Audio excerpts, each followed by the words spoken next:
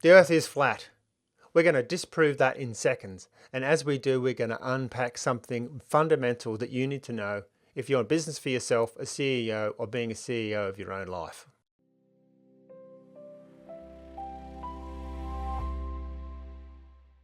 G'day. Are you seeking to be a high-performance CEO or develop personal leadership and be a CEO in your own life? Then you've come to the right place, because we discuss real experiences from CEOs for you to learn from. And so you don't miss out, hit the like button, subscribe to our channel and turn on all notifications. Let's get into it. G'day. When we look around us in our daily experience, the Earth actually does look flat. Water on a pond is flat, flatness in the cup of water that you can hold in your hand. Our intuition tells us that the Earth is flat. Now, the ancient Greeks knew that the Earth was round, and there's a very simple way you can demonstrate this to yourself. If you just hold your hand up in a light beam, flat and then at 90 degrees, you'll see that the shadow changes. Now take a ball or an orange or a piece of round fruit, and it doesn't matter which way you turn it, the shadow will always be round. Now, how do you prove that the Earth is round? Go and have a look at a lunar eclipse. Just do a quick search on Google and you'll see that as the Earth tracks across the moon, it leaves an arc where the moon is lit and where it is in shadow. And that arc demonstrates to you that the Earth must be round. Unless some fantastical idea tells you that the Earth just happens to always be flat when it's in relation to the moon, but in all other logic would tell you that the Earth must be round. Of course, there's multiple other ways to prove this. Many times. You only got to go up into a plane, you can see the curvature of the Earth, you can watch a boat come over the horizon. But this really simple little example just demonstrates the power of data versus intuition. Now, astronomy is a great example of how many times our intuition has been upturned as we've uncovered the distances to the moon, to the sun, the size and scale of the sun, and right up to the scale of the universe that we now have. It's vastly beyond what we ever expected. Throughout history, science has often challenged the common wisdom and overturned the common wisdom and replaced it with new understanding. There's a really great video done by 3 Blue 1 Brown, which I'm going to leave in the description, that goes into details about how they uncovered these non-intuitive things using mathematics and data. And this is a really important lesson, and we're going to talk a little bit about some of the ways this applies in the business. Some years ago, I fell into the trap of letting my intuition guide me. I was very keen on developing a particular product, and I fell into the trap of running with my intuition and building a product and building a team around me, and also bringing in additional consultants to help. We had all this momentum. Unfortunately, we were completely wrong with some of our baseline assumptions, and the product was never going to work in the marketplace. Now, I'm going to describe 3 problems here that you need to be aware of when you're undertaking something as risky as a startup. The first problem is groupthink. This is a known science. You can look it up in the literature, and it explains that we all tend to follow the group. And many groups have followed one another to their demise. And of course, in my case, I was surrounded with people where we all just assumed that we all knew the other person must be right, the other person must be right. We end up reflecting back on ourselves the things that have already been said without any outside references. It's a common problem, and we need to break that. So that's one problem. The second problem is if you bring in outside consultants. They have what's called an agency problem. They're not necessarily considering the best for you, they're considering what might be the best for themselves, which might be keeping themselves employed. So keeping the venture going is in the interests of them, but not necessarily in the interest of you. So that's an agency problem. And the third thing is what you can't measure, you can't manage. Now, if we haven't set up any measurables about that product that I was building, then I've got no way of managing it. Well, there's 3 things you can do to cut through a lot of those sorts of problems.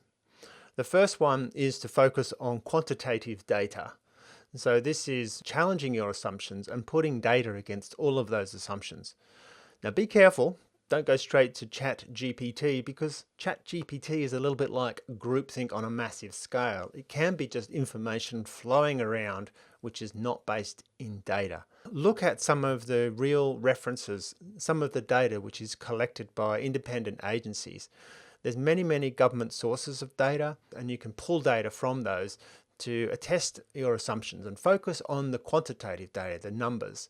Get clear on those and keep challenging your assumptions. Now, the second thing you want to be doing is cross-checking the data with other references. And this is a really important one with the groupthink problem. If somebody tells you something over here, you might want to go and check it with somebody else over there. You can also do that in your searches and your research, but it's a fundamental part of life is never to take exactly what is said from one data source and assume that's the complete truth. I have found people that I trusted very, very well telling me things which were completely wrong. Whether it was for good or for bad, it was completely wrong. And when I pulled the data in from somewhere else, well, of course, they were proven to be wrong. But you don't want to be falling down a trap of building a whole business around bad data. So cross-check all the data that you have on those key metrics that you're going to measure. And that brings us to the next thing, is measuring. So how do you measure things? Try to get things to be quantitative. How many hours did I work on something today is a piece of data. How many hours did somebody else work on something? And this is an important thing. One of the things that I've noticed is people tend to inflate the good that they do. So if they've worked 1 or 2 hours, it becomes 3 and 4 hours. It is a deception, but it's a very, very common one and almost accepted. I don't like it. What I tend to do is never ask people the time. I don't measure time, but I do measure their output. So how many document pages did you write? What did you actually build? Those kind of quantitative metrics are very handy for understanding, the truth behind what is being said. I also take a lot of notes myself and look back over the things that I have been doing. I look at the time that I'm spending on something and I try to be accurate, because sometimes some things seem like you're spending a lot of time on them. It might just be that they're difficult, complex and challenging and they feel bigger than they are. Other things, like the good old expression, time flies when you're having fun. You can sit down and watch TV for a couple of hours and it seems like 5 minutes. So there's a good point to write things down and track them. So measuring what you're managing. If you're managing your time, I'll leave a link in the description to time management. Writing down the time you spend on something is a great way to understand where you're spending your time, not just relying on your instincts or your intuition. That brings us right back to the point I made at the start. Intuition has its place. It really has its place where there is limited data.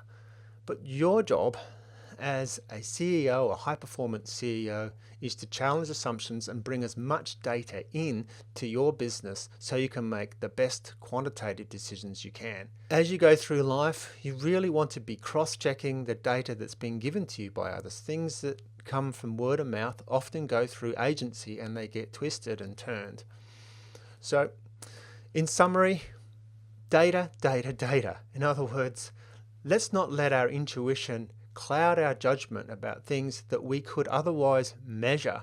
And astronomy was a really good example of how we can be misled by our intuition, just as we could be misled in business by our intuition. If you have any questions or comments, please leave them in the description below. We'd love to hear from you. And if you have any suggestions for videos that you would like us to make, please also drop them in the comments below. I hope that helps, and thanks for watching.